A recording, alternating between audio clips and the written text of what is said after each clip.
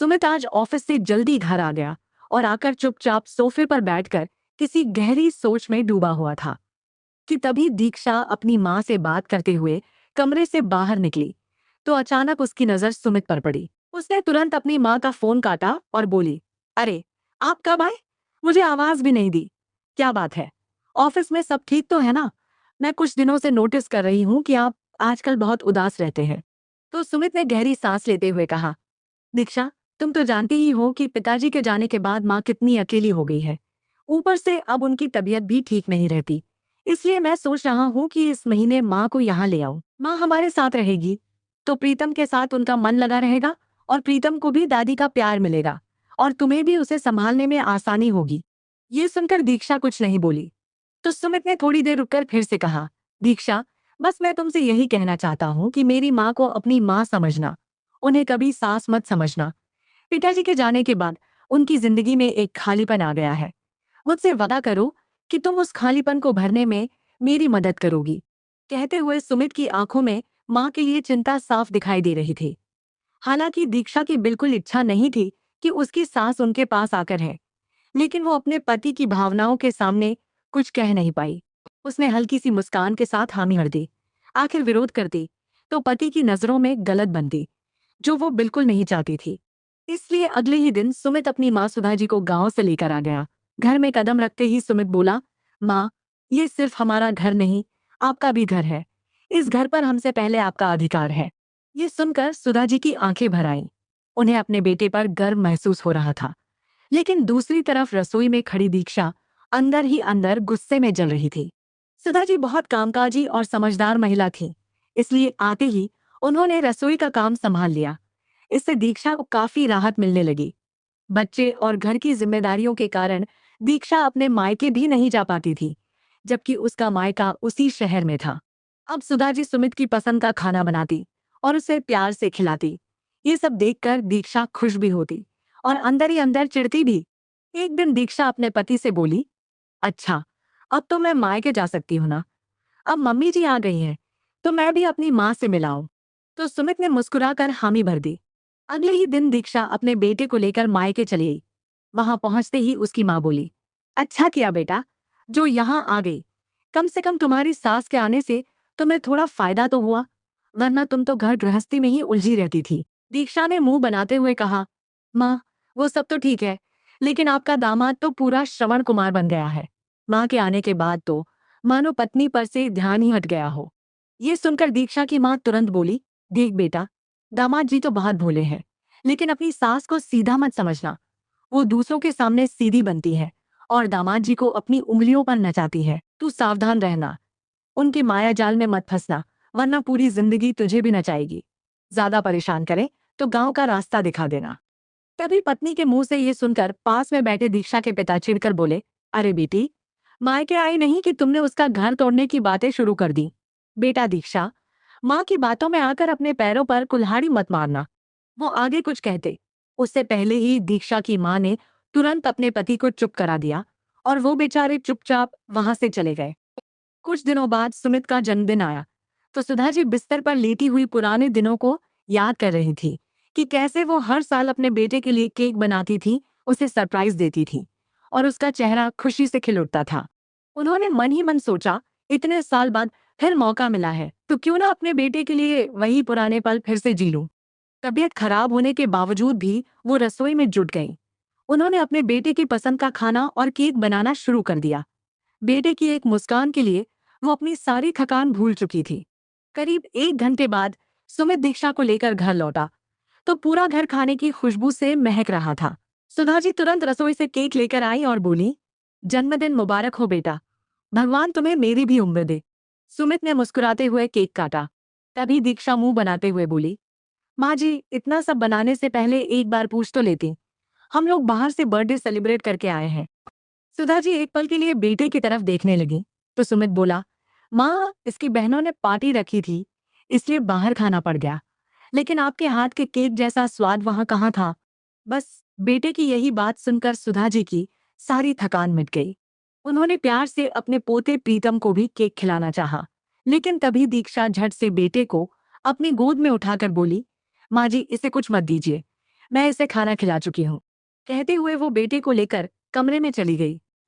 सुमित माँ का दिल रखने के लिए उनके साथ बैठ गया और एक रोटी खाकर बोला, माँ, आपके हाथ का खाना खाकर मजा आ गया। ये सुनकर सुधा जी का मन तृप्त हो गया, लेकिन दूसरी तरफ कमरे में बैठी दीक्षा गुस्से में जल रही थी। रात को जब सुमित कमरे में आया तो दीक्षा मानो उसी का इंतजार कर रही हो। उसके चेहरे पर गुस्सा साफ दिखाई दे रहा था। जैसे ही सुमित बिस्तर पर बैठा तो वो तेज आवाज में बोली, मुझे समझ नहीं आता सुमित कि जब तुम बाहर खाना खाकर आ चुके थे तो यहाँ खाने की क्या जरूरत थी। सुमित ने शांत स्वर में कहा, अरे माँ ने इतने प्यार से बनाया था, इसलिए एक रोटी खा ली।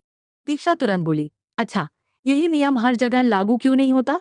याद है पिछली बार जब आप मुझे मायके छोड़ने गए थे, तब मेरी माँ ने आपके लिए कितना कुछ बनवाया था। आपने क्या कहा था? मेरा पेट भरा हुआ है। और आज अपनी माँ के हाथ का खाना खाने के लिए पेट में जगह बन गई। ये सुनकर सुमित ने गुस्से से कहा, हर बात को गलत मोड़ देना तुम्हारी आदत बन गई है। वहां तुम्हारी माँ ने नौकरों से खाना बनवाया था, लेकिन मेरी माँ ने अपनी तबीयत खराब होने के बावजूद भी खुद अपने हाथों से सब कुछ बनाया, सिर्फ मेरी खुशी के लिए। दीक्षा बोली, आपको तो बस अपनी माँ की खुशी दिखाई देती है, पत्नी और उसके परिवार की खुशी की कोई परवाह नहीं। सुमित भी अब अपनी आवाज ऊंची करते हुए बोला, मैं तुम्हारे साथ बाहर भी गया, तुम्हारे परिवार के साथ समय भी बिताया, फिर भी तुम नाराज हो। माँ ने तो इस बात का भी बुरा नहीं माना कि हम बाहर पार्टी करके आए हैं। ये सुनकर दीक्षा ताना मारते हुए बोली, माँ जी को अब समझना चाहिए कि बच्चों की खुशी में ही उनकी खुशी है। उन्हें पता था कि हम देर से आएंगे, फिर भी इतना तामझाम करने की क्या जरूरत थी। देर रात तक दोनों में बहस होती रही, लेकिन उन्हें ये नहीं पता था कि कमरे के बाहर बैठी सुधा जी ये सब सुन रही थी। बहू की बातें सुनकर उनका दिल टूट गया था। आज तक उन्हें लगता था कि उनकी बहू उनकी बहुत इज्जत करती है, लेकिन आज उन्हें सच्चाई समझ आ गई थी। वो अपने कमरे में जाकर चुपचाप बैठ गईं और सोचने लगी, मैं बेटे की बात मानकर शहर आई ही क्यों? शायद मेरी वजह से इन दोनों की जिंदगी में परेशानी आ रही है। उन्हें वो दिन याद आने लगा जब दीक्षा पहली बार इस घर में बहू बनकर आई थी। उन्होंने उसे बहू नहीं, बेटी समझा था, लेकिन आज वही बेटी उनके लिए मन में इतना जहर रखती थी। इसके बाद घर में कुछ दिनों तक अजीब सी शांति छाई रही। फिर एक दिन दीक्षा सुधा जी से बोली, माँ जी, मेरे भाई भाभी विदेश से आए हुए हैं। आज रात पूरा परिवार खाने पर आ रहा है। करीब 10 लोग होंगे। आप सबके लिए खाना बना दीजिएगा। मैं मार्केट जा रही हूँ गिफ्ट लेने। सुधा जी थोड़ी घबराई। उन्होंने धीमे स्वर में कहा, बहू, इतने लोगों का खाना इतने कम समय में, और ऊपर से तुम भी नहीं रहोगी मदद करने के लिए। फिर उन्होंने सुझाव दिया, कुछ दिन पहले तुमने बाहर से खाना मंगवाया था ना, वही मंगवा लेते हैं। दीक्षा तुरंत बोली, माँ जी, मेरे पापा को बाहर का खाना सूट नहीं करता, और फिर मेरे भाई भाभी क्या सोचेंगे कि घर बुलाकर बाहर का खाना खिला रहे हैं। बहू की बात सुनकर सुधा जी मना नहीं कर पाई। उन्होंने दोपहर से ही रसोई संभाल ली। लगातार काम करते करते उनकी हालत खराब होने लगी। शरीर थक चुका था, लेकिन फिर भी वो रुकी नहीं। अचानक उन्हें चक्कर आने लगा, तो वो जाकर सोफे पर बैठ गई। तभी सुमित ऑफिस से घर लौटा। माँ को इस हालत में देखकर वो घबरा गया। जैसे ही सुधा जी उठने लगी तो उनका संतुलन बिगड़ गया और वो वहीं गिर पड़ी। सुमित तुरंत उन्हें अस्पताल लेकर गया। जांच के बाद डॉक्टर ने बताया, इनका ब्लड प्रेशर बहुत ज्यादा हो गया था। कमजोरी और लगातार काम करने की वजह से ऐसा हुआ है। सुमित ने वहीं से दीक्षा को फोन किया और बोला, आज डिनर का प्रोग्राम कैंसिल कर दो, माँ की तबीयत बहुत खराब हो गई है। दीक्षा ने मजबूरी में प्रोग्राम तो कैंसिल कर दिया, लेकिन अंदर ही अंदर गुस्से से भरी हुई थी। करीब 2 घंटे बाद सुमित माँ को घर लेकर आया। माँ को कमरे में आराम करवाकर वो खुद फ्रेश होने चला गया। तभी दीक्षा गुस्से में सुधा जी कमरे में पहुंची और बोली, आपकी ऐसी कैसी तबीयत खराब हुई जो 2 घंटे में ही ठीक हो गई? साफ साफ क्यों नहीं कहती कि आपको मेरे घर वालों का आना पसंद नहीं? सुधा जी की आंखों में आंसू आ गए। उन्होंने धीमे स्वर में कहा, बहू, अगर तुम्हारी माँ की तबीयत खराब होती तब भी क्या तुम उसे नाटक कहती? लेकिन दीक्षा बिना जवाब दिए गुस्से में वहां से चली गई। उस दिन के बाद दीक्षा ने सुधा जी से ठीक से बात करना भी बंद कर दिया। अब सुधा जी को उस घर में घुटन महसूस होने लगी थी। वो कई बार सुमित से गांव वापस भेजने की बात कहती, लेकिन सुमित हर बार मना कर देता। इधर प्रीतम अपनी दादी से इतना घुल मिल गया था कि अब वो उन्हीं के साथ सोता और उन्हीं के साथ खेलता। बस पोते के प्यार के सहारे सुधा जी अपने दिन काट रही थी। धीरे धीरे समय बीतता गया। अब दीक्षा अक्सर अपने बेटे को सुधा जी के भरोसे छोड़कर शॉपिंग करने या अपनी सहेलियों के साथ घूमने चली जाती थी।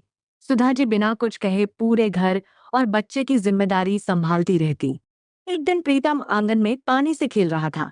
सुधा जी उसे बार बार मना कर रही थी, बेटा पानी में मत खेलो, गिर जाओगे। लेकिन वो कहाँ मानने वाला था।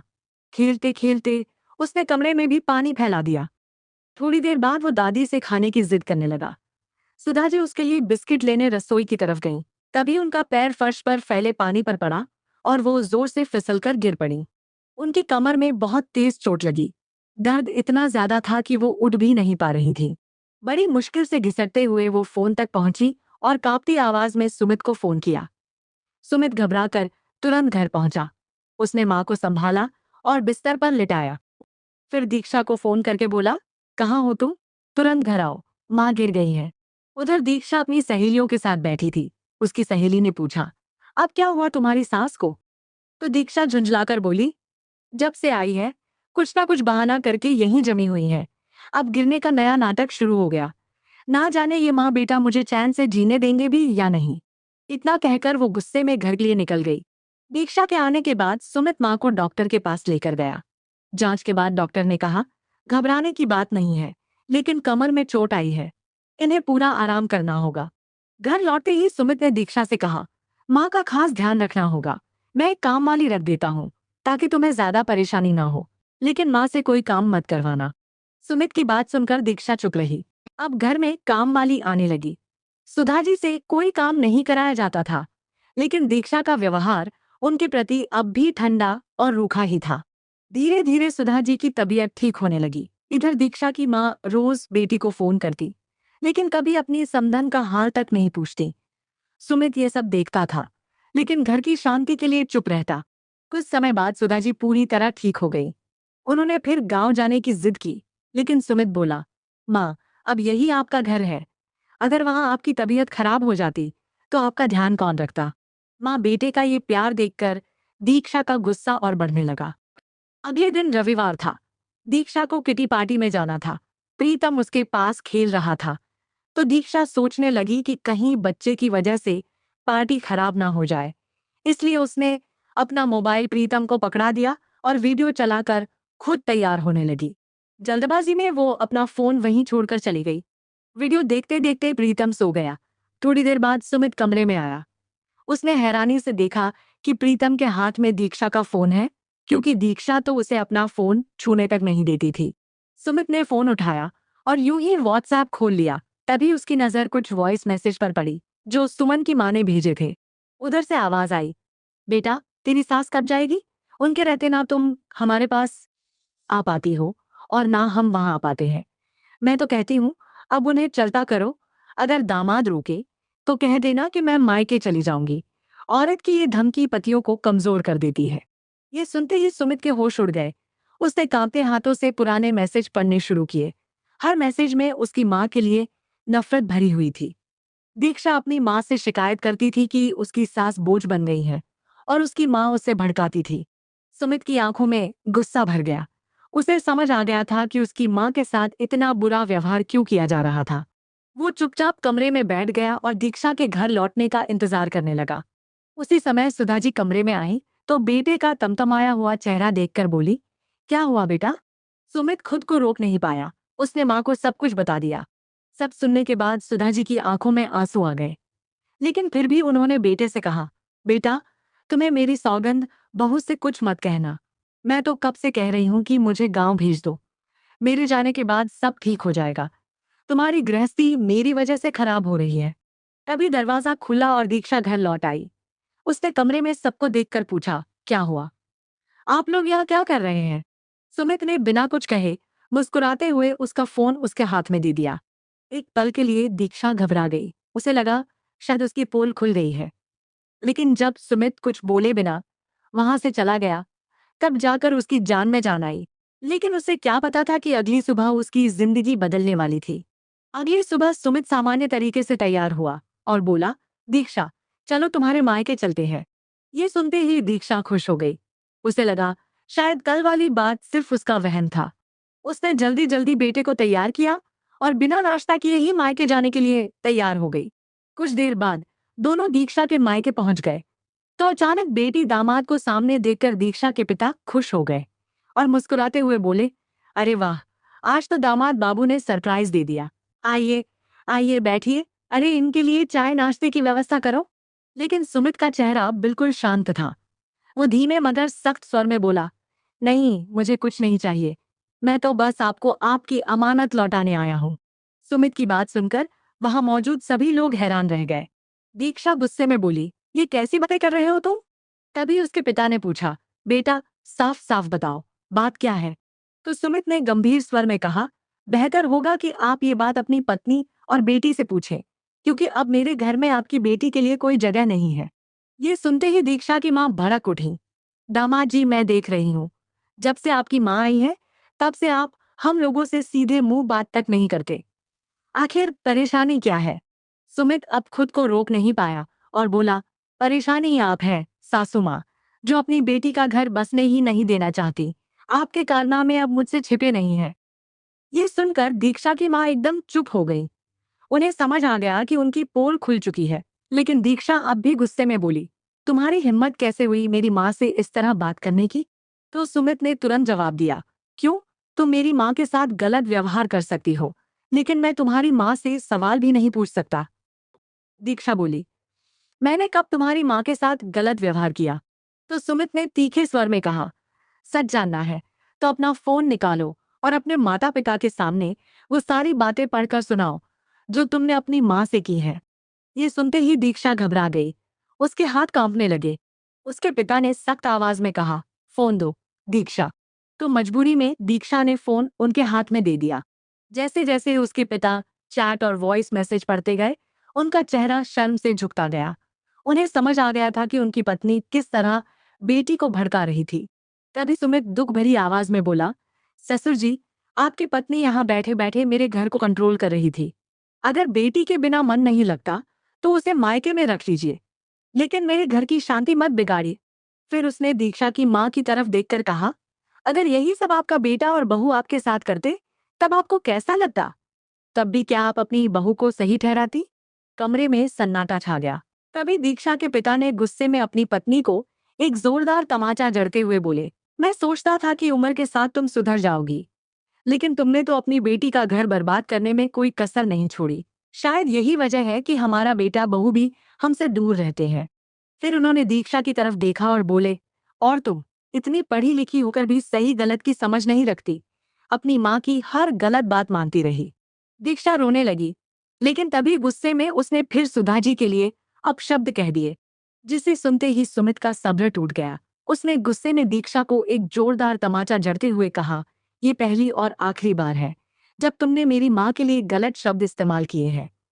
मैं तुम्हारे माता पिता का सम्मान करता हूँ, इसलिए अब तक चुप था, लेकिन अब और नहीं। उसकी आंखों में दर्द साफ दिखाई दे रहा था। वो आगे बोला, मैं अपने घर में किसी और की दखल अंदाजी बिल्कुल बर्दाश्त नहीं करूंगा।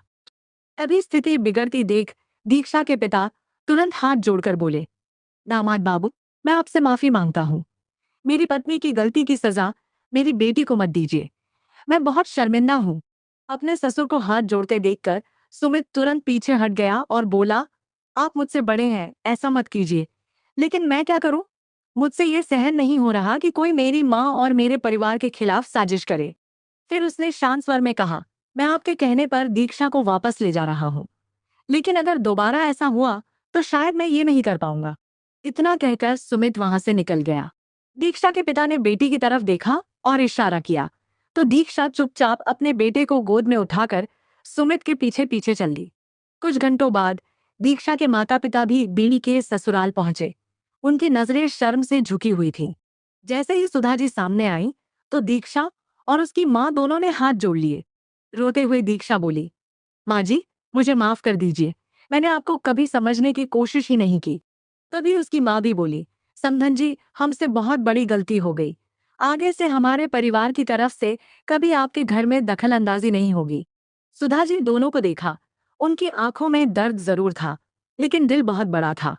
उन्होंने आगे बढ़कर दीक्षा के सिर पर हाथ रखा और कहा, गलती इंसान से ही होती है बहू, बस दिल से रिश्ते निभाने चाहिए। उस दिन के बाद घर का माहौल पूरी तरह बदल गया। दीक्षा अब सच में सुधा जी को माँ की तरह सम्मान देने लगी। सुमित भी खुश था कि उसका परिवार फिर से जुड़ गया और सुधा जी को आखिरकार वो प्यार और सम्मान मिल गया जिसकी वो हकदार थी। तो दोस्तों, आपको ये कहानी कैसी लगी कमेंट करके जरूर बताएं।